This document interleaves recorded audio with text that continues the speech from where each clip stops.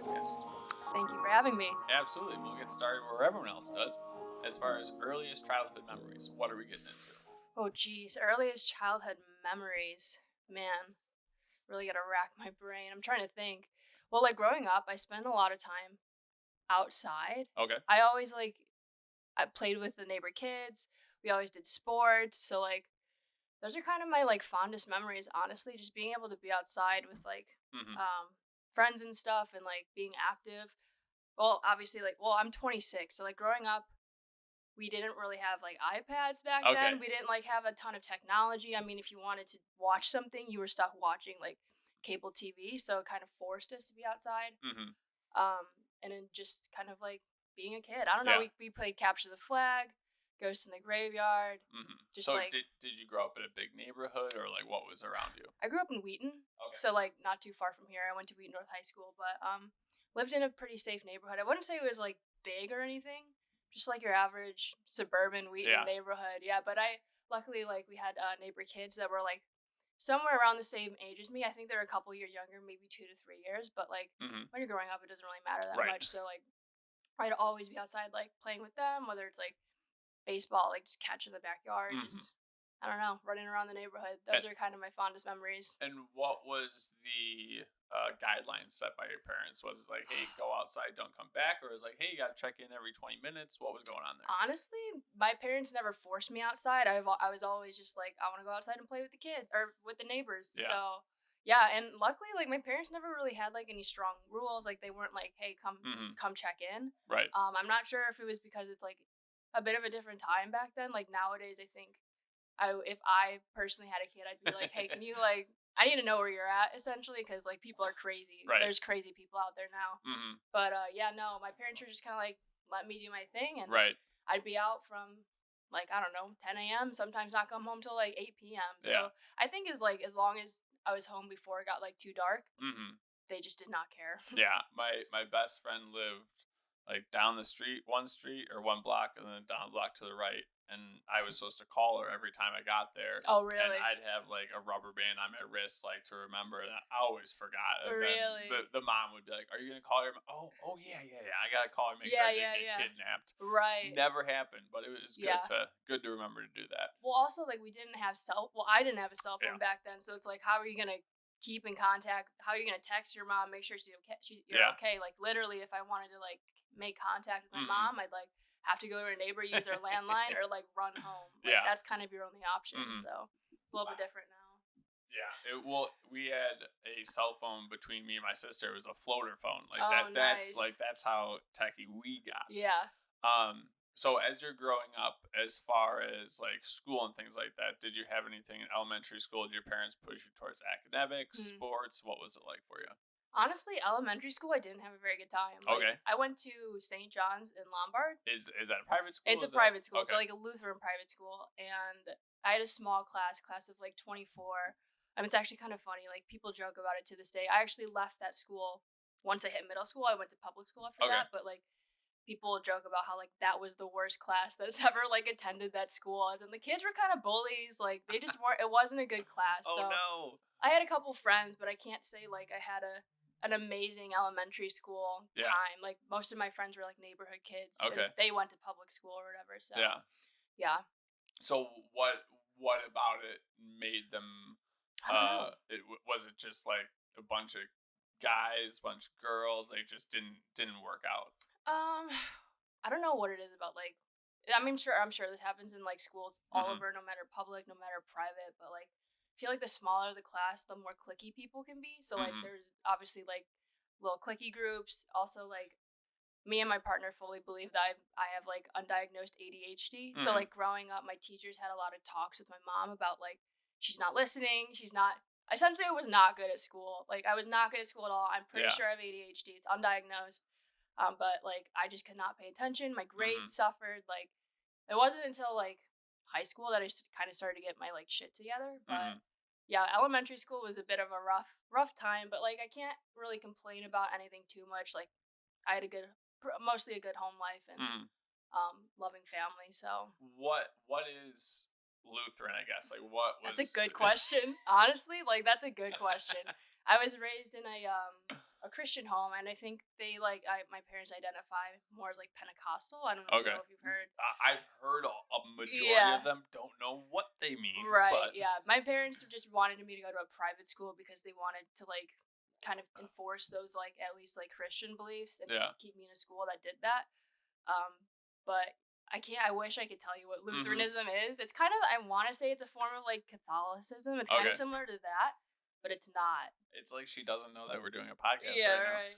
Yeah. Yeah. I see like there's Christian and then there's like Catholicism. Like Catholicism is just more or less like shame. Yeah. Like do everything because of shame. Yeah. And then Christianity is like, hey, like we're happy you guys are here. Oh my gosh. Let's try to keep everybody together. There's so many like branches of Christianity, like Pentecostal, evangelical, however you pronounce it. I don't even know. Starts with an E. But yeah, there's like just so many different branches. But yeah, I went to a Lutheran elementary school. We had like, what do you call it? I don't want to say mass because that's Catholic. Okay. Oh, I forgot what you call it. A gathering. Yeah, we had like a service every Wednesday that all the kids would attend or whatever. You sit in pews, you sing the hymns. Yeah. Like, pray to Saint Mary. I don't know. Right. Something like that. Yeah. But yeah, that was kind of like my elementary school. To answer your question previously, my parents never put. I mean, obviously they wanted me to be a good student, but they never like were super strict or pushed academics.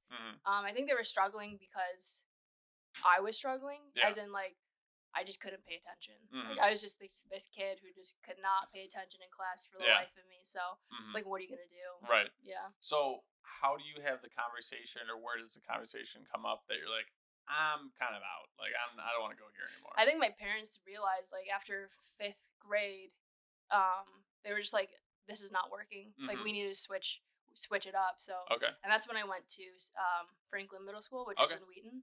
And that's kind of where like I started to finally like develop and grow.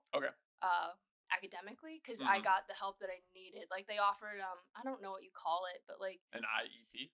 No, I wasn't in that, but like maybe I was, and my parents just didn't tell me. Like I did take like a slower math class when I was there, and I took I think like some sort of like special English class.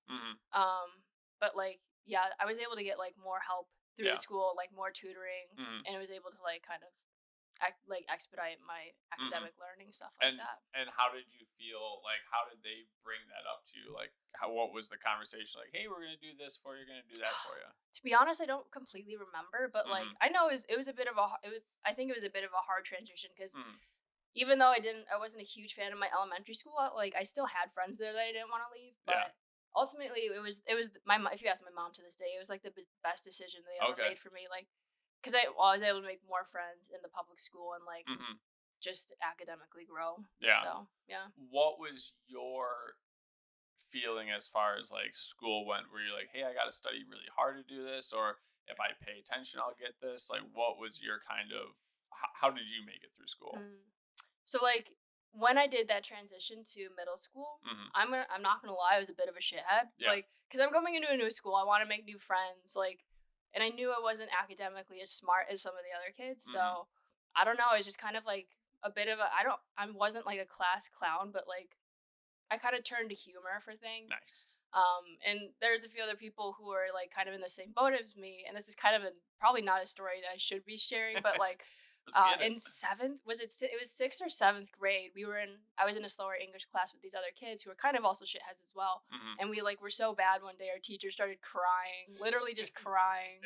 Yeah, we were just sassy. Like I don't even remember just being sassy kids. Yeah. Being shitheads. So yeah. What was your question earlier? Well, it was just more of how like your approach, because like for me in elementary school, I got like a C in 5th grade, and I was like, oh no, I'm gonna get like held back, like I failed. My mom's like, no, that's not what it is. Yeah. And then like from there on, like I hit it pretty early that I was like, I'm gonna have to try like super hard. Yeah. Big issue. Like, yeah. I was definitely not like a kid where I could just get away with not trying. My grades definitely showed that. So like when I graduated high school, my mom was like, whoo. Yeah. Like, so were you pretty great. like academically strong throughout most of your schooling? Well, no. The issue was in elementary school. I figured out I didn't need to get like all A's and like B pluses. Yeah. So then, like, going into middle school, they're like, "Oh yeah, he can be in like the advanced math class and stuff like that." And then just I wasn't trying, and Yeah. that was an Yeah. issue. And that was kind of like my mindset too. Like, Yeah. I don't know, like I didn't try my hardest, and like how much is this gonna affect me in my Hmm. like my future? You know Right. what I mean? Like I've always had a very realistic mindset of things, and it's like even with like even like the whole like ACT to like get into college or something. Hmm. Like I knew from a very early age that my mom wanted me to go to COD, which is Okay. like College of Yeah. Yeah. DuPage, Yeah. a junior college in the area. So like ACT did not matter to me. Gotcha. I did not study for it. I did not do anything for it, and I think I got Hmm. like a 21 because I just Nice. that's Yeah. not good. I what's the highest, like 34? I think perfect is 34. Yeah, I something think like I that. got But a I 21. So anybody that's got like close to yeah me, like, yeah. yeah right. So I just did not care. Like I don't know. Like Call of Duty came out oh my like gosh. a couple months before the ACTs. Like I didn't do any of the Oh prep my classes or anything, gosh. but Yeah. Call of Duty, I was like, I got what tomorrow? Yeah, right. I used to play what was it? Modern Warfare 3. Oh I used to yeah, play that a lot. And I yeah, got really good at it, and then I just kind of like fizzled out. I don't really play video yeah. games anymore like that, but yeah, I was a big fan of Modern Warfare 3. Mm, But yeah, no, with school like it wasn't until high school that I was like, okay, I should start trying a little bit more. And yeah, yeah. I think that's kind of not that ADHD clears up as you get older, but like I don't know, I guess you mature a little bit more. So it's Hmm. like I try to get more like B's, Yeah. some A's in there as well. But like middle school, elementary school is more like C's. I got Hmm. some D's, maybe like a B here and there. Hmm. I just didn't really care at all. So Yeah. As far as like middle school went, did you do sports? Any other extracurricular? What were you into? yeah, so I did cross country and Okay. track and field. So those Gotcha. have been my sports kind of throughout middle school, high school, and college. Hmm. Besides, I stopped doing cross country in college. I just wanted to focus on track full time. Yeah. But yeah, those were like my sports growing up, like my main competitive You sports. went to COD? I did. Did you know CJ? I don't know or let. Do you know any Rudolix? I think he's like the long jumper coach there, and the Oh, is he there? The long jumper coach there now? yeah. Okay, when I was there, it was just his name was like Rob Cervenka. Oh, okay. He was my pole vault coach, and he also coached like high jump and the other jumps. Gotcha. Okay. So maybe CJ's a little bit newer. Well, no. So CJ ran there, but Oh, she okay, just okay. married, and I think three brothers high jumped there. I really should. They're good friends of ours. I should know their background a little Yeah. bit better, but Uh, I was like, I think I know some people there. yeah. So, how did you get into cross country and track? Was it just like Ah, the sport that you really enjoyed, mhm. or like how did you get in there? Friends. Okay. Like my friends throughout middle school, high school were all like cross country track people, Okay. and I just kind of like you do what your friends do. Hmm. I definitely enjoyed track more than cross country. Yeah. I mean, who likes? I mean, there are people that like There this. are people. There are people, but like me personally, who actually enjoys like running 5 miles a day plus, you know what I mean? But Hmm. I only did it because my friends did it, and like to kind of like stay in shape for track because cross country was a fall sport and Right. track was a spring sport. So that's Hmm. just kind of like that's my fall semester. There's my spring semester, and there's like all of school. I didn't really have Hmm. that doesn't really allow you enough time to like do another sport. Yeah. If I wish I could have done more sports, but like to do two sports in like school Hmm. at the same time during the same season, I feel like would be tough because Yeah. they're practicing at the same time. Hmm. So yeah. For just the track or just sports in general, it more of like, hey, like I'm pretty good, but I'm having more fun times with friends. Like, what was the season like for you? It was kind of like it was mostly a social thing, Okay. but like I also really enjoyed like track, and like I like track and cross country in a sense where you're competitive with yourself. Like Hmm. obviously you're competing against other people, but it's really like you're really only competing with yourself. For So sure. like I enjoyed that aspect of it. Track meet. Have you ever been to a track meet? I did track Oh, and okay, cross nice. country. Oh, perfect. So I did shot put and Really? the 200. So needless to say, they didn't know where to put me. I was gonna say those are very two different events. Like those are as opposite, literally as opposite as you can get. Yeah, it was like I was in line because this was in middle school. I was in line for the shot put, and they're like, "Okay, the 200." I'm like, "I gotta go do that." What are you Yeah, doing? what you're gonna go shot put? That's funny. Yeah, so a buddy of my or a family friend of ours, his daughter did really good in shot Mhm. put, so he just like showed me how to move properly, so that helped a lot. Oh yeah, I was absolutely. weak as can be, but I had like a little bit of technique. Yeah, you So don't like, yeah, you like could just throw. looking at your profile, you don't really look like a shot putter No. compared to some of the other shot So putters out there. I would say in middle school through high school, I was fat and short. Oh, So really? definitely the shot put Okay. style. We had that option, Interesting. Because which now you're is very tall. yes, which is funny that I was in the 200 because Yeah, it was just yeah. like I think my 100 time was like 16 or 18 Mhm. seconds. I Mhm. remember them like just like saying the times as we went by. I was Yeah. like, oh, it took me a while to get Oh, going. okay. Okay, gotcha. Yeah, because Usain Bolt's doing this in like 8 seconds or whatever. Right. I was like, Actually, I don't even know. wow, moving quick. So for you as you're running, are you like, hey, I need to get this speed or this pace? Like what was going on there? Well, for track, I actually my main event was pole vault. So Oh, like okay, that was, nice. and part of the reason why I did it was because like you don't have to do a lot of running. Mm-hmm. You gotta run like what, like 20 yards or Yeah. something like that, and then you plant the pole in the box, and then Mm-hmm. you do your thing from there. But yeah, part of the reason that I wanted to do pole vault was like, oh, I can get out of these long running workouts. Like I don't have to do 400s. I don't have to do like any of that stuff. What was your question? Well, Sorry. so like, what did I guess the question's gonna change a little bit here. What did your workouts look like then? Because you got to be fairly strong to do that core, Yeah. legs, arms, Yeah, like. yeah, yeah. So like in high school, I didn't really take my training seriously, and Mm-hmm. I don't know. I mean, I'm sure kids do, but I was just one of those kids that didn't. I was decent at what I did, but I was like, I've always been an athlete. Like, I'm not the best. Mm-hmm. I'm not the worst. I'm like right in the middle, if We'll that take makes that. sense. Oh yeah. So like, I didn't really take like my strength training super seriously. Just like running workouts, I just did them to do them. I wasn't Mm-hmm. really too focused on like form and stuff, even though that's what they were teaching. Yeah. It wasn't until like college that I started to kind of get things together, start taking my strength seriously, start taking my training a little bit more seriously. Um, but yeah, in high school, just kind of like What just float through it. What do you think changed from high school, or like let's go mindset Yeah, in high school when you saw someone that was excelling? You're like, good for them. Like I'm just yeah, enjoying this, or. yeah, yeah. I'm Mm-hmm. just like, good for them. They're Yeah. amazing. And for some people, it's literally like your genetics have blessed you, and it's like, Yeah. and like for me, like I've got decent genetics, I'd say, but like Mm-hmm. I wouldn't say I'm like uh, amazing at like sprinting Yeah. or anything like that. Some people are just Mm-hmm. built different, I, literally. I would say the nice thing about that is I had a lot of friends that did gymnastics or something Mm-hmm. like that, and it was so serious, and it was all about success and getting Yeah, better, that and all of them burnt out. I think gymnastics is a very competitive sport, but Yeah. if I could go back to like my early childhood, I wish my parents would have put me in gymnastics because Yeah. like all the best pole vault, not all of them, a lot Mm-hmm. of the best pole vaulters were gymnasts beforehand because you Mm-hmm. use a lot of like gymnastics Yeah. strength, and especially for a lot of the drills that you do for pole vault, there's a lot of gymnastics drills. Mm-hmm. So I wish that is something that I would have done sooner Yeah. if I could go back as a kid. Our daughter is a year and a half.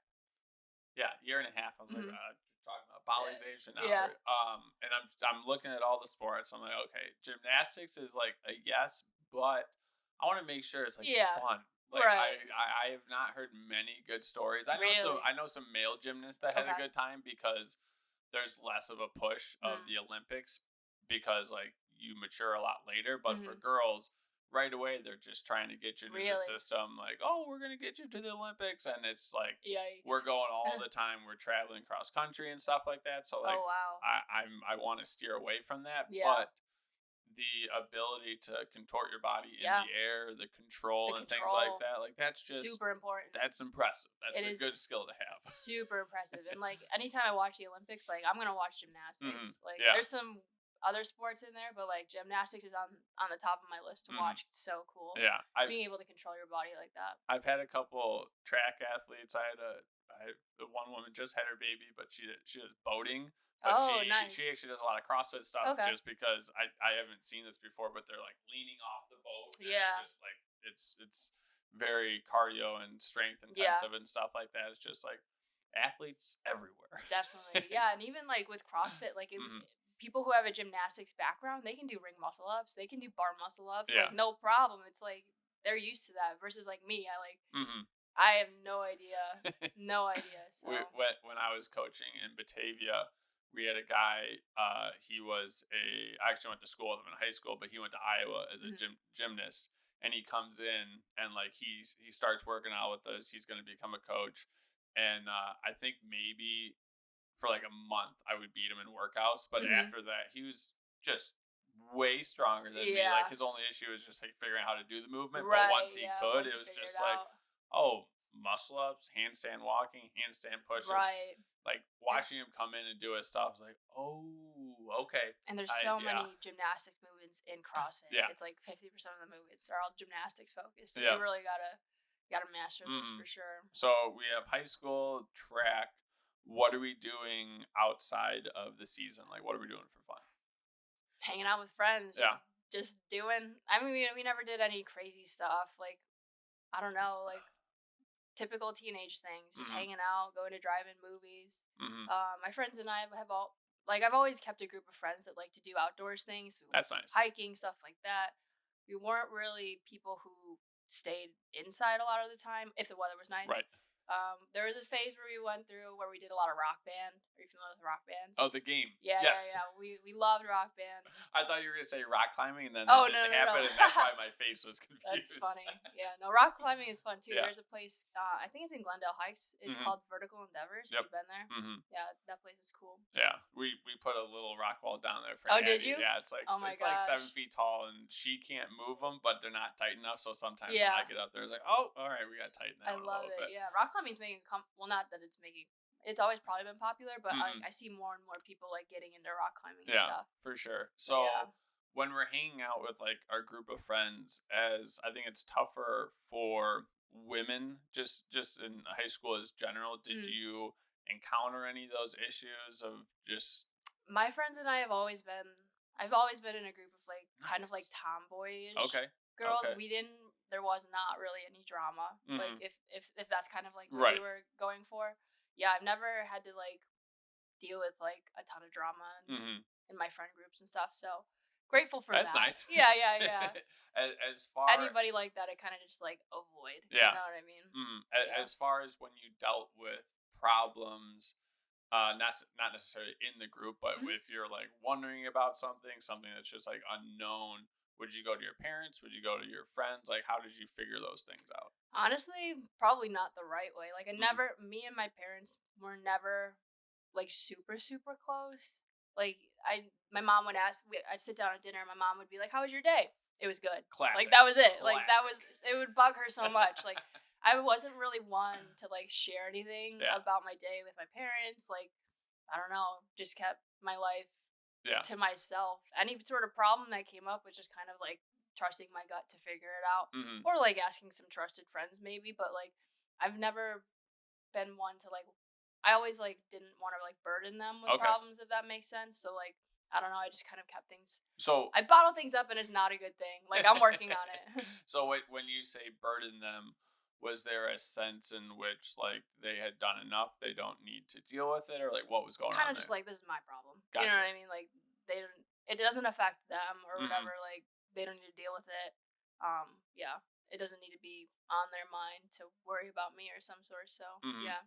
I was more of a listener than a talker, if that makes sense. Yeah. I grew up around my grandparents, and they always had like world travelers around and scientists, and just like they played croquet. So like that's they're fancy. And for like maybe like a year or two, I would like talk, and I'd be like telling a story about like my soccer game or some just like random stuff, and then be like, "Oh, we just discovered this," or like I'm like, "Oh, what am I doing talking?"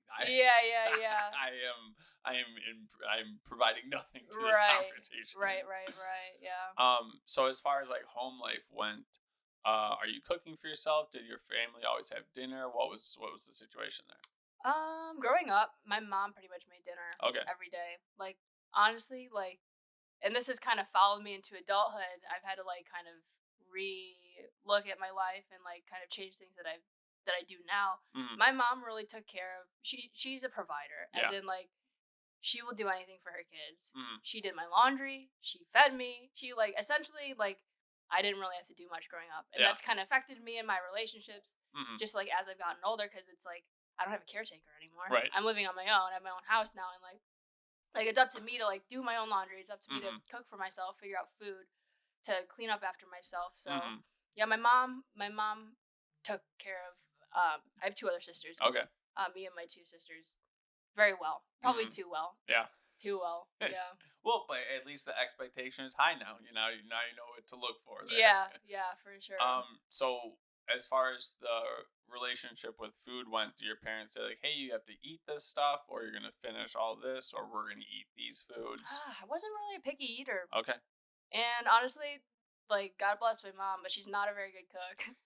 Like literally, she doesn't use seasoning. She like thinks salt and pepper is enough seasoning, and so half the time she like won't use salt and pepper. Oh So no. like growing up, growing up, I didn't really realize it. I didn't realize it because that's all I ate. Yeah. Like it wasn't until later in life that like I started tasting better foods that had seasoning, foods that had flavor. Yeah. Like it wasn't until then I started realizing how bad of a cook she really is. So I will say the wild thing about salt is like Jessica. We've been cooking the last couple of days and forgetting, just rushing around yeah, to put salt on it. Then we put salt on here. I'm like, it doesn't taste saltier. It tastes better. Like I don't yeah. know what this magic is, but Right. it's working. Yeah, definitely. There was actually it's like throughout middle school. Mm-hmm. One thing to know about my mother, she's a bit of a health nut. At Okay. least when I was growing up, she was a bit of Yeah. a health nut. She would only shop at like Whole Foods, All Trader right. Joe's, those types of Nice. stores. So like in middle school, when I got a little bit more freedom, like I'm going to a public school and stuff. Yeah. They've got like like cafeterias. They've got like snack bars. Absolutely. And like the lunch line, you get pizza, stuff like that. I went a little crazy in middle school. Like, okay. I would be asking people for their leftover like cookies. Like I would eat, literally my lunch every day was like pizza, cookie, and like ice cream bar. Like I craved like those bad foods because I grew up my whole life before just like right being forced to eat like salads and like healthier food, which is good for me. Yeah. But as a kid, you're just kind of like, "Ooh, these things taste good. Like I want more of this," and I kind of became known as like in the friend group as like the garbage disposal. Like literally, like one day, like this is probably also not a story. I mean, whatever. Hey, like one day, like there was like somebody threw out a Twinkie. It was in its wrapper. It was in its wrapper, but I took it out of the garbage and I ate it. So like, I don't know. I definitely don't do that nowadays. And what would you say your relationship with food was at that point? Was it I just liked bad food. Okay. I just like anything that's like tastes good, anything that's like I don't know, artificial, like give it to me because I just kind of went crazy. And that's like something too that like I've talked about with my best friend who lives in California like if we were to ever have kids or whatever, me personally not in my agenda, but she does want a kid.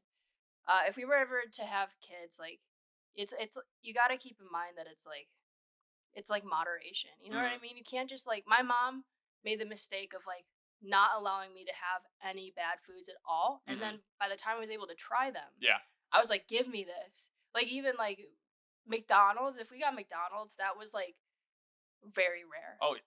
And if I got a Happy Meal, I got the apples. I didn't get the fries. Yeah. And I wanted the fries. So like it's funny though because she's a lot more lenient nowadays. My younger sister's 13 and now she'll get McDonald's. She'll get whatever that kid wants. So yeah, I don't know if it's because I was like the first kid or I have no idea, but yeah. Well, of the 132 people, I guys have had a couple double repeats, but I would say what you're saying for the most part is very true because I'm very similar. I was allergic to wheat, soy, and corn growing up, so I couldn't have those foods. Right. But there was a weird thing. The doctor's like, "Oh, once a week you can have some of these foods." So I was just like, "Well, I'm gonna binge." Yeah, right. Once a week, I'm just gonna eat that the whole day. Yeah, my relationship with this food is gonna be terrible. Yeah, and like listening to my hunger cues was just like non-existent. Right. So like now, if it's going well for me, means I'm eating primarily meat, and I'm not gonna hate myself for eating candy, and I know I'm gonna eat more than the average person, but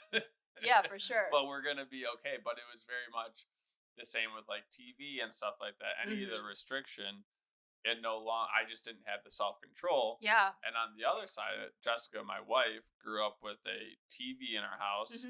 Her mom had all the baked goods, the candies, the everything like that, and she's like, "I'm full. I'm going to stop eating." Like, what do you mean? What do you mean you're full? You're full off tasty food, right? What? It's like this doesn't make sense. Yeah. So like with Addie, we're doing. She's actually allergic to the same things I am, but the doctor now is like, you need to introduce those things to her.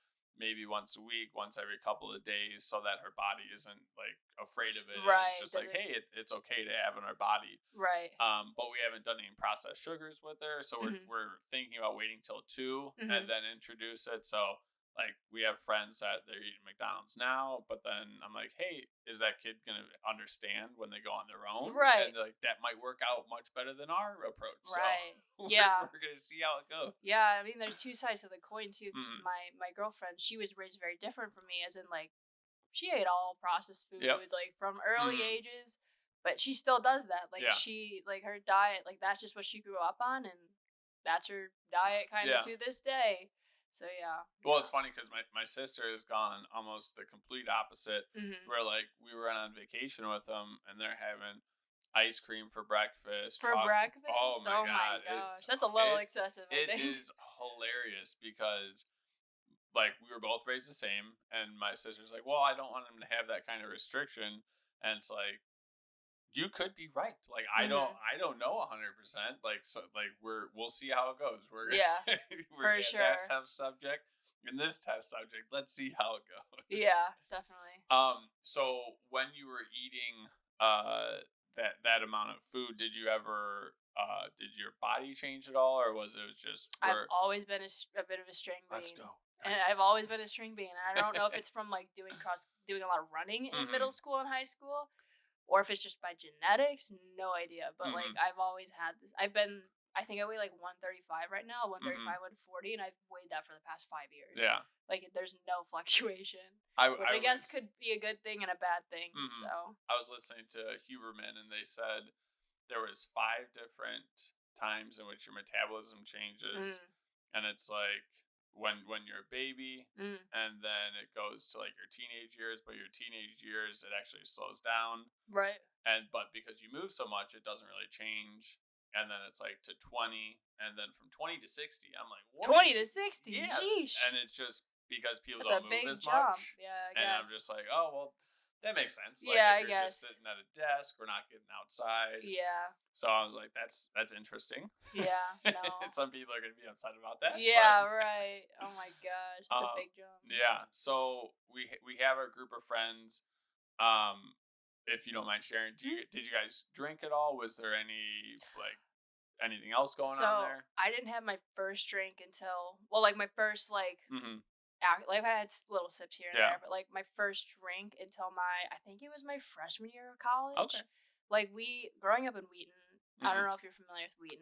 Isn't it dry? It's a pretty like conservative town, lots of churches, a lot of the kids grew up in like Christian homes, so like drinking wasn't really acceptable, or like my parents drank, like they weren't like super dry. Like my mom loves her glass of what is it called, Kendall Jackson Chardonnay. My dad drank beers, so like my parents drank, but they never like I never grew up thinking like, okay, it's okay to drink underage. Gotcha. If that makes sense.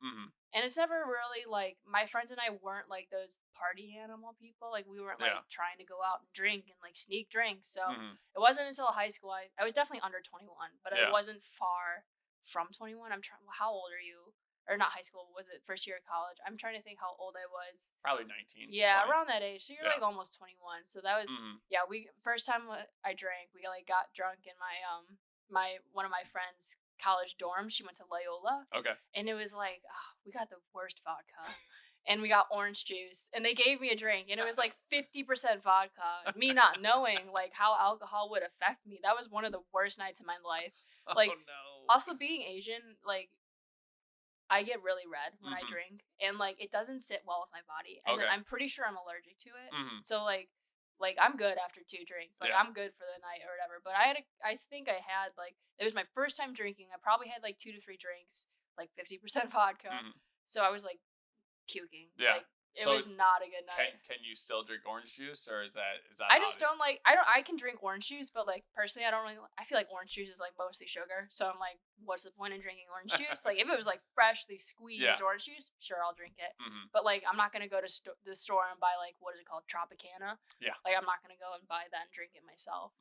But yeah, that was my first experience with alcohol. Was not good. The next day, like I don't know if it was my body just like I don't know if it was a hangover or my body Mm. just felt like shit, like what it was, but Yeah. yeah, no. It I'm wasn't a I'm good first I'm experience. pretty much hitting on like either 8 or 10 hangovers in like my whole life, and I was just like, this is not for I don't me. know how people do it. Like they go out every weekend, they get Yeah. hammered, they're like throwing up, Yeah. like getting drunk, like Hmm. I don't know. So That's like, just not for me. so for you, what made it not be like a weekend type of like, or like a There all the was time type of I thing? mean, there was a stage, maybe like a year in my life, where like Hmm. I had some friends. We'd go out and maybe have a few drinks every weekend. Like you Hmm. kind of have. I feel like almost everyone kind of goes through like a Yeah. bit of a like drinking party phase, especially when you're in college. Right. But it didn't last very long. Hmm. Yeah. So and it was more so social, not trying Yeah, to like get yeah, away from I'm not the anything. type of like even today, like I'll drink socially. We'll Yeah. go to a restaurant, I'll have a glass of wine, Hmm. but I'm not gonna go home and like start drinking by Okay. myself or like I don't know. Yeah. Yeah, that's just not me. And alcohol is expensive too. Like I'm not about to waste my money on alcohol. So So high school to college, you said your mom told you you're going to COD, yeah, and what were you like? This is fine with me, or like what was the thought process around there? honestly, like, well, it was something that I knew like was gonna happen. So Hmm. like, no matter how hard I fought it, and the reason why is because like obviously COD is a lot cheaper Hmm. than like immediately going to a 4 year. And my Yeah. parents were like, if you want us to help you pay for college, we will pay for COD essentially. Yeah. I don't want to put myself in debt going to a 4 year college. So I was like, okay, it is what it is. But yeah, all my friends went to like universities, and like obviously, yeah, like kind of made me feel like left out or Yeah. like a little bit less because like not the people going to COD from my school specifically Yeah. were like not like super like academically smart. Like it Yeah. was a certain type of people, and I was like, well, I'm lumped in with them now, Yeah. so yeah. But I got over it. Yeah. I I'd got like to over it. see where all these parents are getting this money, because it's just Yeah, right. well, I am a parent right now. I'm like, where are you guys finding these 20, 30, 40, $50,000? You just got Right. this You just hanging have this out. hanging. Yeah, It's like literally. all my friends' parents. They're like, where is this money coming Right. And from? obviously What jobs there's did you right. have? And obviously there's student loans too, Yeah. but like I don't want to be luckily I don't have any college debt right now, but Hmm. like I know a lot of people who are in college debt and like they're paying a lot of money. Hmm. And I'm like, for what? Yeah. You're not even working in your career field. Like you spent all that money for literally nothing. Yeah, It's no. hard. Hey, they got to party though at an expensive They school. did, yeah, but yeah, that's another topic. So Like college, yeah. so you went to COD for 2 years. Mhm. Did you have an idea of what your major is, or how does that work out? Yeah, I always knew since well, not always. Since high school, like I knew they wanted to go into creative field, like photo, video, stuff like that. Okay. So, yeah, I pursued like a media communications associate's degree at COD, so I got that. And then I transferred to Olivet Nazarene University, which is like an hour and a half south. Okay. And then I majored with like a bachelor's degree in multimedia film communication or whatever. So Hmm. yeah, I always knew that was my career path, what I So wanted to do. how did you know? Was it somebody that you found on social media? Was it somebody in your personal life? How did you? I just knew I enjoyed taking photos and Okay. I enjoyed shooting videos. Like it was just Hmm. a passion of mine. I was like, I want to do this for work. I want to do this as a career. Luckily, like my aunt works for American Airlines, so Okay. she's a flight attendant. So every year as a family, we'd go travel Nice. somewhere decently cool. Like Okay. we've been to Ireland. We've been to like we've been all over. So Yeah. like I'd always make like travel vlog, like family Yeah. travel Yeah. vlog type things, and I really enjoyed doing that. I really enjoyed the editing process. So Hmm. I didn't have a clear idea of exactly what I wanted to do going into college, but I knew I wanted to go That's awesome. for like film, video, and photography, like creative stuff like that. Yeah. But yeah, What was there any classes where you're like, oh, hey, this was like fantastic information, or since you Mm. already knew what you wanted, you were kind of doing those things already? mostly knew what I wanted because to be completely honest, like college is like a whole topic for me where I'm somewhat passionate about saying like it's a bit of a scam for Hmm. like if you're going into a creative field like I did, Right. like I joke around and I tell people I went to YouTube University because like that's where I Hmm. learned the majority of what I know today. Yeah. My college classes honestly did not teach me much. Hmm. Like the best thing I got out of college was for me to graduate, I had to go to LA and do an internship. And that's kind of where I learned most of like that's where I got like any sort of useful information from my Hmm. college classes. But yeah, yeah, my school like I only went there partly because of a track and field scholarship. Okay. Their like multimedia film program, not good, not good at all. Like Yeah, So not a recommendation. so what did a class look like for you? You're showing up and they're like, this is what this lens will like. What's They going don't on even in talk class? about that. It's like, I don't know. like literally, I'm trying to think like what we even learned. Like, what did we learn? And what's stupid about it too is like Olivet. Technically, I was a communications major, Okay. so I had to take communications classes, which is like public speaking and that kind of stuff. I feel like that's tough. Yeah, and it's a waste of time, honestly, in my opinion. No. Like, yeah, I don't know. Like, we had to take a script writing class. We had to take a mini documentary class. We had to take. I'm trying to think. I think we had like a linear editing class, which I'm sure I learned some things in there. What's non-linear editing? Is like Premiere Pro. Oh. Just learning how to edit in like Premiere Pro. I think we had a little bit of After Effects in there, but like nothing that I couldn't have just learned online Right. for free. Yes. Like so yeah. Yeah. And me wanting to go in like film and video production, they didn't teach us anything that would actually apply to a film or video production set in my opinion. Mm-hmm. They had a large focus on like broadcasting, like news network type stuff. So I actually have one of my, what do you call it? Not colleagues. Is it a colleague? Somebody went friends? Yeah, we were like kind of friends in college. Acquaintances. I think she works for like one of the local news stations now, like in okay. Chicago. So like it worked out for her. So it seems very broad spectrum. Yeah, but they definitely didn't focus on like film and video production in the aspect that I wanted to go into. So when I went out to LA, I learned a lot more, and I learned like how to like essentially be on set and like kind of more the set terminology that they didn't teach us, and different types of like items that they or like things that you would see on set. I had no idea what they were called. Gotcha. Like for example, one of like if you go to like a film set, they'll have like what they're called apple boxes. So it's not a box of apples. It's like literally these little boxes. They've got like 3 different sizes, but they're just kind of used in a variety of ways on set. And that was something that I should have learned like very early on in school, like in college. But like that's not something that they ever taught us. They didn't teach us what a C stand was, which is like a heavy duty light stand. They did not teach us much. So yeah. You said to graduate you had to get an internship in LA. How's that work? Yeah, so they had this like program that they partner with. So they send all their film students through that program, and so you do an internship out in LA. Once you're done with that, you can come back home and graduate. Okay. So I went out to LA for a semester, I think 2019, and that's where I met my best friend. But I did an internship at a what is it called? A production rental house. Okay. Essentially, it's a really big warehouse that like you have like all this gear, and like the local any local production companies will come and like rent out gear, rent out cameras, rent out lenses, grip stuff, like any sort of that. Which like I actually enjoyed that because like that's where I kind of learned a lot of like the terminology that comes with like being on a film set and stuff like that. They did a lot of rental. They work with like James Gordon's show or whatever. Yeah. They rent a lot of gear out to like those people and stuff like that. So it was kind of cool to like also just being in LA, like being surrounded by a lot of people who are in that film media space. Like it's definitely a bit of a, I don't want to say culture shock. It's different out there, as in like everybody's in that, and that's like one of the places where like everybody wants to do the same thing. Everybody's in LA to be like making movies. Everybody's in LA to like be working on a film set. Like they want to be an actor. They want to be famous or whatever. So yeah, you got an interesting group of people, but so it's cool. What did a week look like for you while you're out in LA? We'd have classes on certain days of the week. I can't remember which days. Maybe like 3 to 4 days a week, and then the other days you like do your internship. Okay. So you get up early, you go to your internship, come home. Essentially like a job, but unpaid, unfortunately.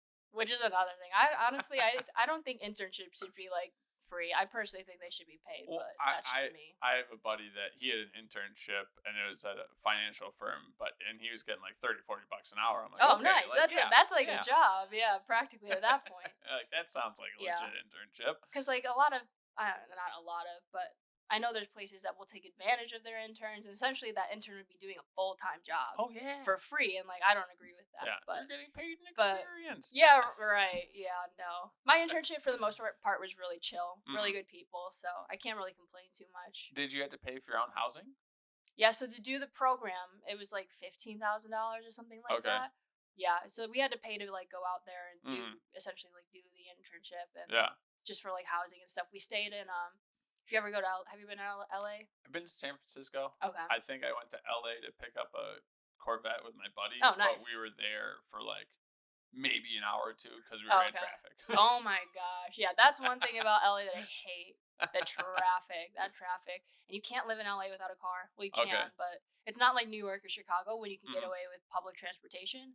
The way that LA is designed, Why is it so bad? they don't because everybody has to have a car. Okay. Because like in Chicago, New York, you have a lot of people who don't have cars. They can get around with public transportation. Yes. These are just my observations. I'm not an expert.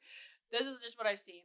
But in LA, everything's so spread out. Like you need to have a car. If not, you're Ubering everywhere. Gotcha. You could live my best friend like you could live like 2 miles from your work and it'll take 20 minutes to get there because of traffic. No.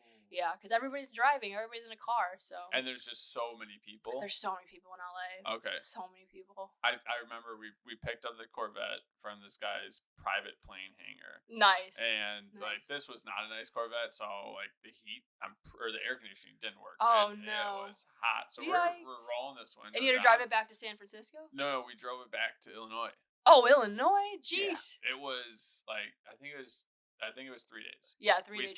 We stopped in Vegas because that's how he got me to go. Yeah, I love it. But yeah, we rolled the windows down. Like, oh, let's get some air in here. And we put the windows down. Like, first off, it smells. Yeah. And then second off, like these 3 homeless people are gonna just jump in. Oh my gosh, the homeless my best friend tells me about it all the time, like horror stories essentially. The homeless population there is a different level of homeless people.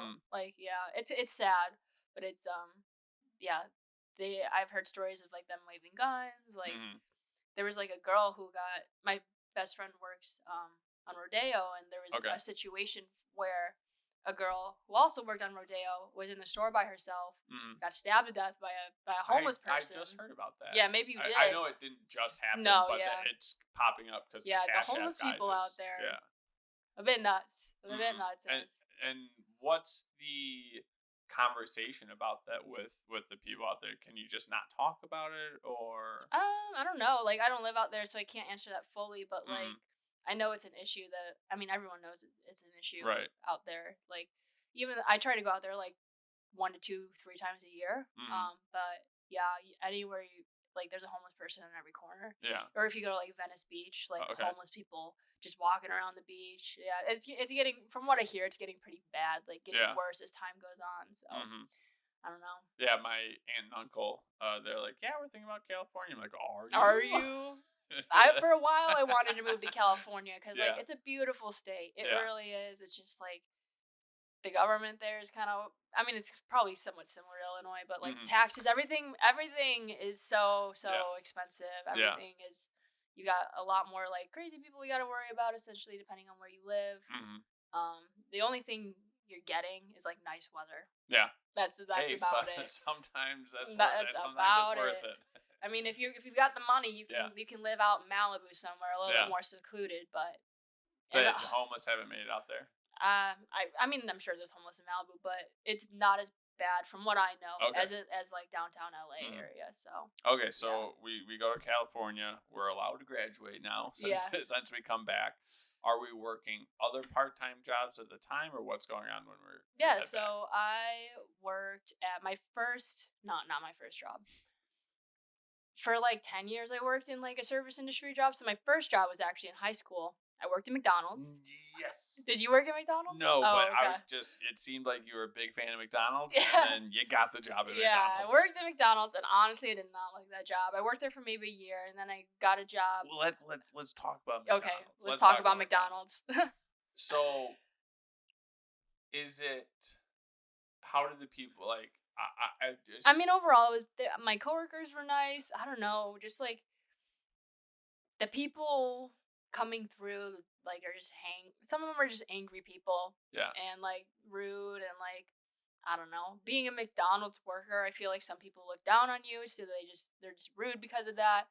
It's a lot of like the clientele and just. Well, I hated wearing that uniform. The uniform is so ugly. Well, I'd had to, like, the thing is, you're talking down to a person working at McDonald's, but you're ordering from McDonald's. Yeah, right. Like, you're ordering off the dollar menu, sir. Like, if you want premium food, go somewhere else. Like, I don't need your attitude. I do have to tell that story every time, but my mom did raise me pretty stingy. We'll just go cheap. Okay. So I always ordered off the dollar menu, but I was dating a girl at the time, and we went to McDonald's, and she ordered, like, not off the dollar menu, and it was, like, $10, and this was probably 10, 15 years ago. I'm like, what do you think? I ain't made of money here. Yeah, right. Like, my That's Lord. funny. That is so funny. It was, like... Did you say anything? Or no, you just kind of, like, kept it to yourself? No. I was just like, well, let's eat at home next time. Like, maybe we are not going to McDonald's. I thought this would be a cheap date, but it turns out it wasn't. She did not order from the dollar menu. It was when they had, like, the BLT classics, and it was like a sub chick. I don't know, but it was expensive. That's funny. So we work at McDonald's for a year. What are we moving to after that? I think after that, I went to, I want to say Oberweis. So, like, okay, do you know Oberweis, right? Okay, Oberweis and that burger joint. Have you heard? Former fat kid. Absolutely. Have you heard of that burger joint? Like, how they're, like, together? I didn't know that they were together. I just went to one at the outlet mall. Okay. And so I've never really seen them before, but... Yeah, so, like, both of them are owned by Oberweis. So that burger joint and Oberweis, they're technically one store. So I got a job at that burger joint, but, like, I was able to cross-train at, like, Oberweis. And eventually, like, I became a shift lead at Oberweis. But you go back and forth between the stores. How hard is it to work your way up in Not hard. No? You just be a good worker. Like, just do your job, essentially. Like, that's it. It's not that hard. But yeah, I remember I was a shift leader. I got paid like $9.25. Let's go. $9.25, which is crazy to think about because we did so much work. We did, like, essentially a manager's position for $9.25. Yeah. So I was there for almost 3 years, probably. And then after that, so there was like a whole debacle there. Yeah. Can we get into it? We can get into Absolutely. it. So one of my really good friends that was the shift leader with me as well got fired, in my opinion, unfairly. I can't remember what he did, but at the time we were like, that's so unfair. Like, he shouldn't have done that. Or the manager at the time shouldn't have done that. So backtrack a little bit. We had a general manager and then an assistant manager who was somewhat new to the company, and we did not like her. So she was the one that fired him, and in retaliation, I put in my 2 weeks. Yes. And then, but I went home and I told my mom that, and she was like, that is not a good idea. You should not have done that. So I went back and was like, I take back my 2 weeks. And she was not happy about that. She did not want to let me back, but the general manager liked me. So he was like, that's fine. Eventually, like, months later, she never liked me after that. Months later, the manager ended up moving to a new location or quitting. I can't remember. I think he quit or something like that. So she was the general manager. And as soon as she became general manager, there was like one mistake that I made, and she was like, you're done. So essentially she fired me. And then there was another person it happened to too, I think, as well. So us plus the other guy who got fired, our friend, in retaliation, we went to McDonald's. We bought like 2 big, large shakes. Drove back to Oberweis where her car was sitting. And we like poured milkshakes all over her car, and it was the coldest night of the year. We knew. We were like, this is gonna freeze. Yeah. Not my proudest moment. Hey, not my proudest moment, but like as a young teenager, you're like, yeah, like absolutely. We're getting back at her. Yeah, so like a couple days later, or not even a couple days later, police officer shows up at my mom's house, and she was pissed. Because, like, the manager knew who it was. She absolutely knew. My mom was pissed. Yeah. I've, like, never seen her so mad. So, yeah. So then we got banned from that Oberweis store. So the one on, if you ever go to Glen Ellen, Wheaton area, it's on Roosevelt. So I was banned from that store for a while. And then eventually that manager got fired. So now I can go back. Yeah. But, yeah, that was a whole debacle. So when you're, because I haven't done retail. I've done a bunch of sales jobs because I'm not good at regular jobs. Okay. So like, were you allowed to just like do a task and then be done and just kind of chill out, or you just always had to be doing stuff? The thing about service industry jobs, working in the food service, because that's what I did for like 10 years. There's always something to do. There's always something, as a manager would say, like, there's always something to clean. Yeah. So like we kept busy most of the time, whether it's like, I don't know, cutting potatoes in the back, blanching French fries. Like there was all like forming the meatball, the meat or whatever, or like on the Oberweis side, like stocking just stocking, I don't know, cups, stocking ice cream. I remember like I have memories of like having to like be in the Oberweis freezer for like 20 minutes, having to count. No. Yeah, you have to like count things, but luckily they have like a big jacket. Okay. You can wear gloves and stuff. But yeah, I just have memories of like having to do, I think it's called like inventory or something like that, like just having to count things. There's always something to do. Yeah. Cause yeah, so yeah, it's What, pretty fast paced. What do you think would be? Because like some people will say, like the wage there, it shouldn't be a livable wage because that's like a starting job or whatever it is. Like that's not how I feel about it. What would like a wage do you think would reflect like how much work you do? Because I know a lot of tech workers and office workers and workers in general, you're working from home. Yeah. You are sitting down, not doing anything. You're doing your laundry, you're taking a shower, doing whatever it is. Yeah, absolutely. But somehow there's this like people that are working 12 hours nonstop, walking around. And like I feel like that's worth a lot because you expect when you show up, even especially during the pandemic, like you want the grocery store to work, but like you don't want to like pay them enough, like, and it's and since I haven't done those jobs, I did construction. I was in a union. I got paid extremely well. Right. Not necessarily super hard.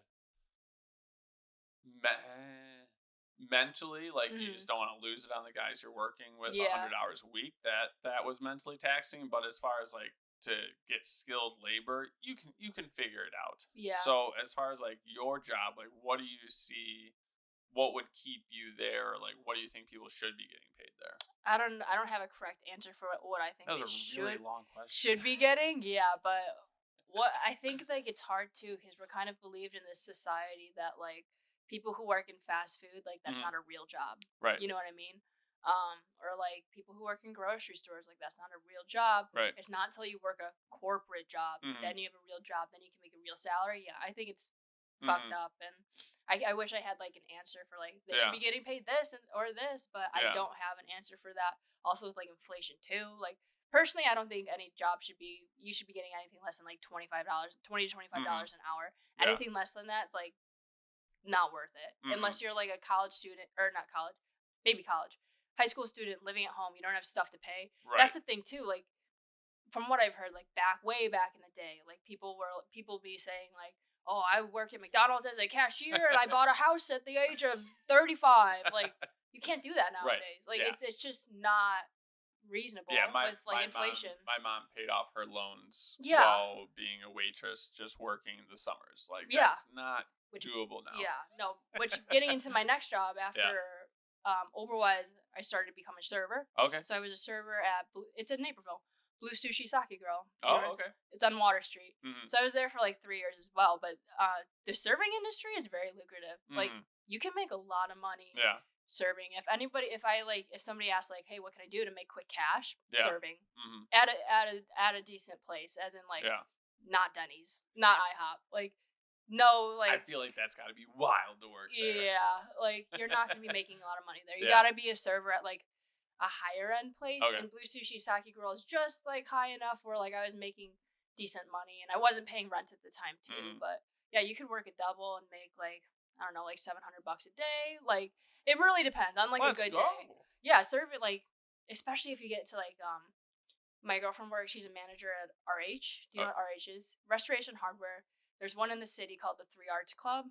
It's like a very fancy. It sounds like I've heard it before, but maybe not. So if you ever, it's actually a great like date night location. Okay. If you ever go to Oak Brook, check out RH. It's the first 2 stories of the building is like really fancy furniture, and then on the top level is going to be like a restaurant, and that's where you're paying like $64 for a steak. So maybe you don't want to go there for date night, but like there's some cheaper stuff on the menu too. But like that would be a place like if I was a server, I'd want to work there. Right. Those servers are making like $800 a day plus. Wow. Like it's crazy. So that's why I say like serving. If you get the right job, can be a very lucrative industry because you could be making more than like a salaried employee. And I think my partner too, she was like, she started as a server and she got the opportunity to be promoted as a manager. And something that she kind of struggled with was like, I'm going to take a pay cut technically. Right. I'm taking a pay cut to be in a higher position. Yeah. But like if she's thinking about it long term, like where she wants to go in the company, you kind of got to do it. But yeah. So when you're doing that, making all that money, had that been the first time where you had like more disposable income, or what did you do like with your money in the past? I've always been somebody who liked to save money. Okay. Probably to the point where it's not. It'd be healthier putting it somewhere else. But like I did, so I put some money into like investments in stocks. I got a little bit into crypto, and then I lost like $4,000. So I'm just leaving it in there. I'm hoping and praying that one day, maybe 10 years from now, it'll shoot back up or something. Yeah. But yeah, so I like to have like a savings account where I just like put everything that I don't need in there. Yeah. So yeah, I'm not one to just like what's the word? Frivolously. Yeah, frivolously. Easy to say. To just spend on things, which I know people who are like that. They'll just be getting Amazon packages every day. So that's just not me. I feel like you're calling on my wife now. Oh really? Hey, it's for content. Yeah. So we're working there. Are you a fan of sushi? Did you just get introduced to sushi then? It's funny, like in my interview, the hiring manager asked me, "What's your favorite sushi roll?" And at the time, like honestly, I didn't eat a lot of sushi. Yeah. So I just said California roll, which is like your most basic sushi roll. Gotcha. Probably the worst answer that I probably could have given, because it's like that proves that I don't know anything about sushi. Yeah. But yeah, I got the job, and I love sushi now. Like I think that's probably my favorite food. If I could eat one thing for the rest of my life, it'd be like sushi. Is it? Do you eat sushi? So I've probably eaten sushi the same amount of times I've been hungover, so like 8 or 10 times. Yeah. But for me, it's hard to like fill up on it for cost wise. Yeah, it's expensive. That's a thing. That's why I don't eat it every day. Like sushi really be expensive. Yeah. Especially if you go to like a nicer place. There's a place called Roca Core in Oak Brook. Like you're spending a lot of money. Blue Sushi is actually like they have a happy hour. Okay. Which you can go to and like get sushi for a decent price. But yeah, for a roll, like a specialty roll is typically between like $15 to $20. And you're not full after a roll. And if you get the basic rolls, they're usually a little cheaper, like $9 or $10. Okay. But then those add up because they're smaller. Right. So you got to get more of them. Yeah. Yeah, sushi's not cheap. So I mean, that's how you're making $700 right, in a double. Yeah. So yeah, no, that gets me.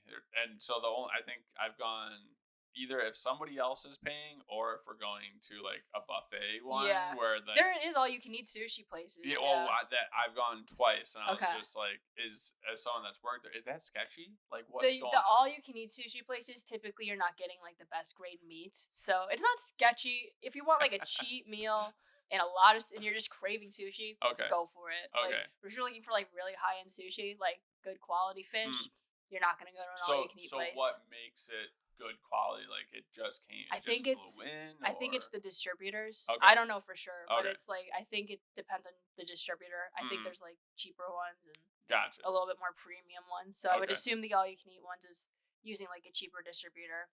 Yeah, quality of fish. Gotcha. So as we're leaving college doing those jobs, what did we move into after that? Then after that, I went from Blue Sushi Sake Girl to another sushi place right around the corner, and it only lasted. I don't know if you remember Shaku. Okay, it's Fat Rosie's now. You know where the Fat Rosie's is? Is that a taco place? Yeah. Okay, I do know where that is. In downtown Naperville, Fat Rosie's just moved to where Shaku used to be. So there's like, do you know Rosebud? Or what is it called? Rosebud? No idea. Okay. Do you go to downtown Naperville much? Not enough. Okay. I'm from Batavia. Oh, okay. We lived in Geneva for the last like 3-4 years, so we just moved out here like 6 months ago. Oh gosh, yeah. Then maybe you don't know, but if you go downtown Naperville, you'll see a restaurant called Rosebud in that it's in like a strip area. That's where Shaku used to be. Is that where the Five Guys is? Yeah, where the Five Guys is. Yeah, definitely. And that's where I got a job at Shaku, and that's just another sushi place. Did they snipe you? They're like, hey, we're gonna pay. Well, working in like the service industry and restaurants, you're gonna have drama. You're gonna have issues. Not drama that I was necessarily part of, just like drama between management. Like, there's always manager drama. There's always like things you wish that they would do better. Yeah. And a lot of people just kind of got fed up with it. So like 4 of us got a job at Shaku, the other sushi place. And then we all kind of, including my partner, we all just kind of transferred over there. Okay. And then COVID hit. That place didn't do too well. They ended up shutting it down and reopening their St. Charles location. So for a while, I was going to St. Charles and working there. So yeah, I did that until about, honestly, like maybe last year was like my last year there, and I always kind of balanced. I guess I work a lot because like in 2020 I also got a job. I'm still there actually. It's technically like my full-time salary job. I do video and photo content for a lab manufacturing company. So that's what's lab manufacturing. So like they make like premium lab equipment essentially. Ooh. Like that's their whole thing. Okay. They're like, we make premium lab equipment. So like shakers, peristaltic pumps. They're called rotary evaporators. Like, any lab hot plates, like lab equipment stuff. Ooh, hot plates, let's go. So they're located in Wooddale, and I got that job in 2020 as their like videographer, photographer. So I did that, and then I was working weekends at Shaku, and then I was also kind of doing freelance, just like scattered throughout, whatever. So with all that free time. Yeah, right. Yeah, I didn't really have any free time. What was the mental state of that time with doing all that work? Like, do we have a journal? Do we like take record of how we're feeling? What's going on? I honestly probably should have, but I've never been one to like deal with my emotions or what I'm feeling probably very well. Like I just like being distracted, and just like probably why I like doing 3 things at once. I was always kept myself pretty busy, if not like just hanging with friends. Like I probably should have. Like my best friend, I think, has talked to me about like keeping a diary or like something like that, just for something to reflect on. I haven't done it yet, but yeah, no. I would say I'm trying not to say it. There's 2 sides to this. I was like, don't say it, but so I think there's people like yourself that like are working hard on this stuff. Is like, okay, you might feel a certain way about it, or we feel like we're pushing something down, and then still being able to do stuff. And then there's people that they may feel something, and then it's like, oh, I feel this way. Maybe I should act this way or this way.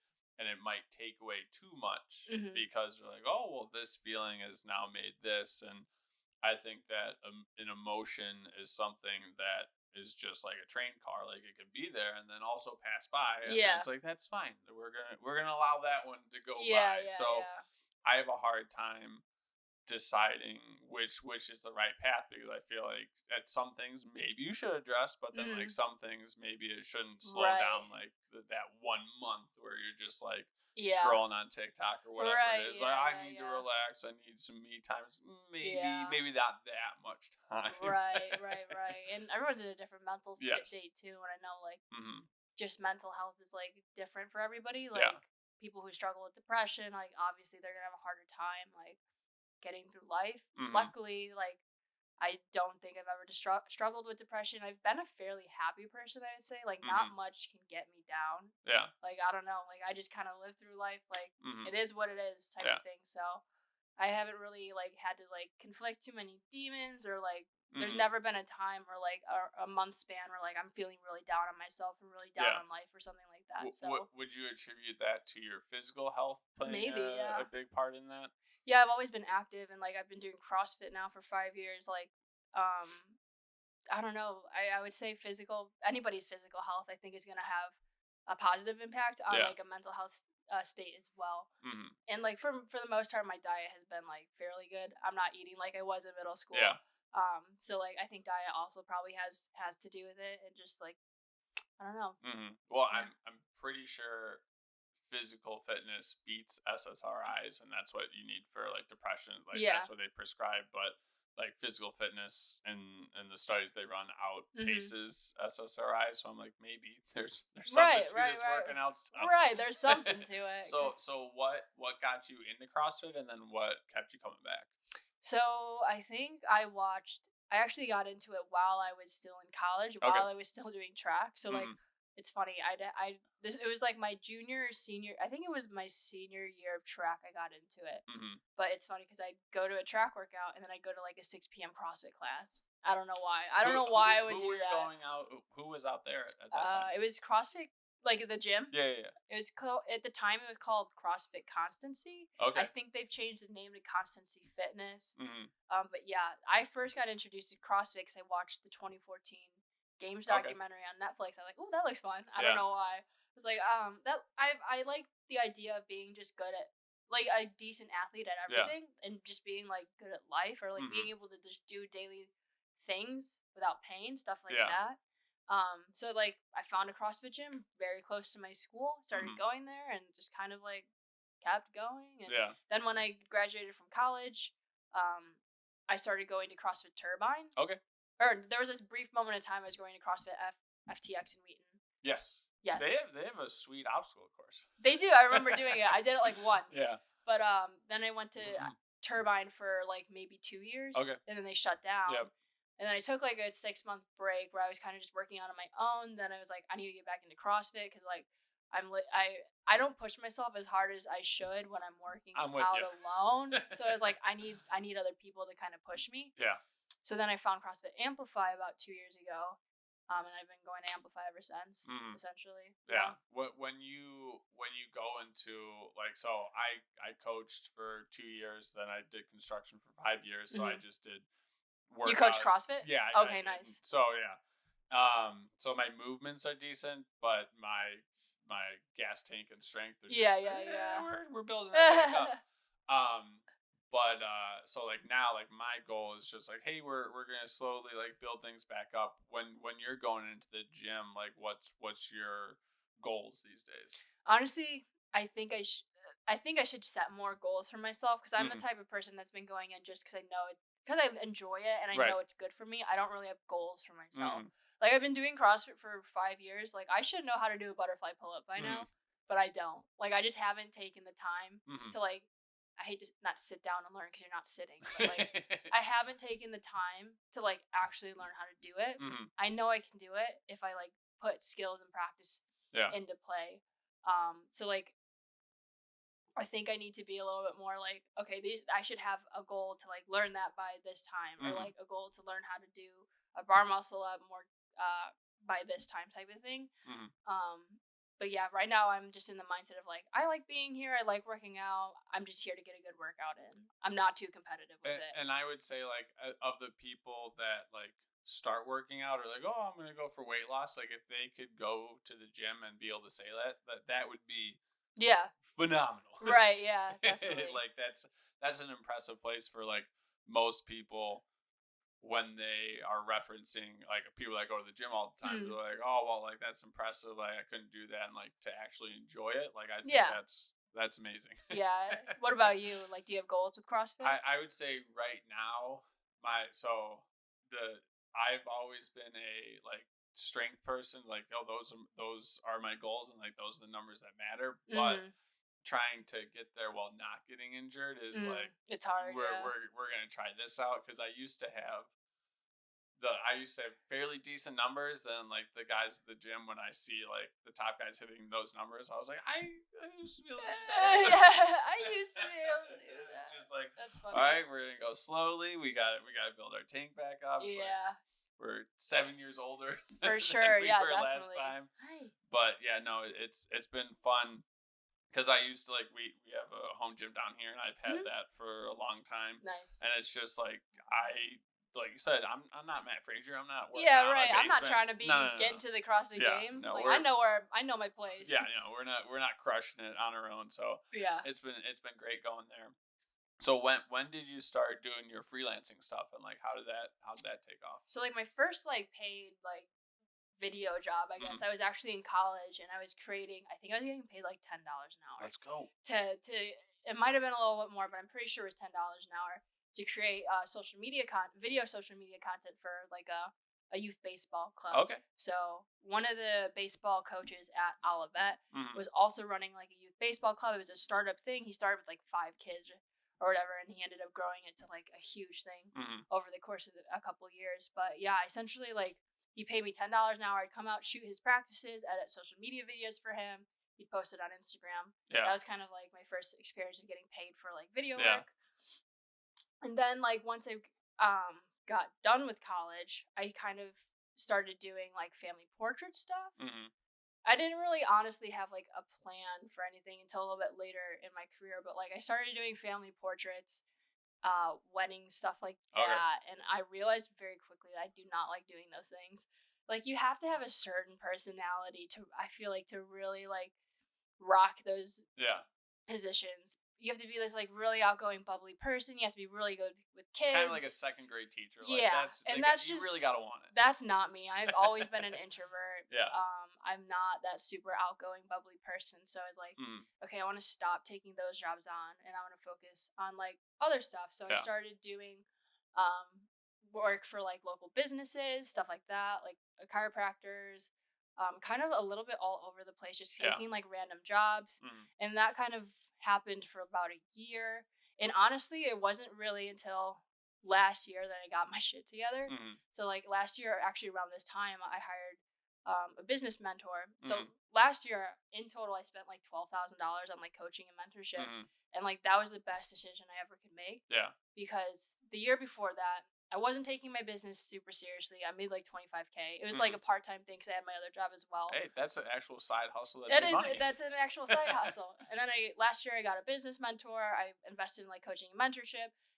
Last year I kind of still treated it as a bit of a side hustle, but I was able to like communicate my value a bit better, able to charge more higher rates, and I ended up making $65K or a little over $65K. Yeah. And like my salary at my current job is $65K. Yeah. So like last year it showed me like I don't need this salary. I don't technically, I can survive without this my salary job essentially. So I'm at a point now where like hopefully they don't listen to this. I don't think they're ever gonna listen to this. We won't send it to them. Yeah, I don't think they'll ever listen to this. Yeah. But like I'm at a point now where my goal is really to scale my business, grow my team, because I've got like I have a part-time editor and a VA right now. Awesome. I want to be able to hire like 2 more people to like take on a lot more of the duties that I'm doing and like really scale that business so it's running on its own, and essentially I'd be more of like an owner. Yeah. Just kind of like taking whatever profit margins I can wherever like I see fit, and like doing some occasional shooting for that. Yeah. So that's for my it's called Koi Media Productions. Okay. It's like the more corporate commercial work that I do. So that's my goal this year, really to grow and scale that, so that I can quit my current job and quit it comfortably, if that makes sense. Because I could quit it right now, but it's like I'm the type of person, I like comfort. Yeah. And having that 9 to 5, I go in 2 days a week.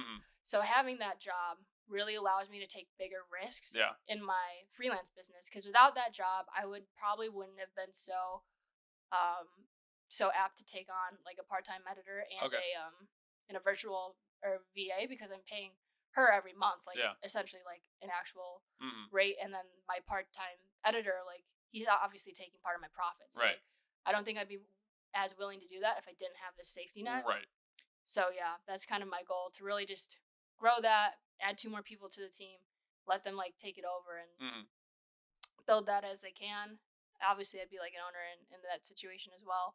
But I also have, which you know me from, probably found me from Mattice Media, which is my other like video content business, which is like focusing more on working with fitness brands. Yeah. So that's love the videos. When I always say his name wrong, but Gitas, like Gitas, the video that like he popped, like that he posted when he's opening his gym, I was like, you do that? Dude, that's impressive. And then he said you did. I was like, damn. Yeah. So like that's like where my passion lies, is like fitness. Yeah. Doing the fitness work, working with fitness brands.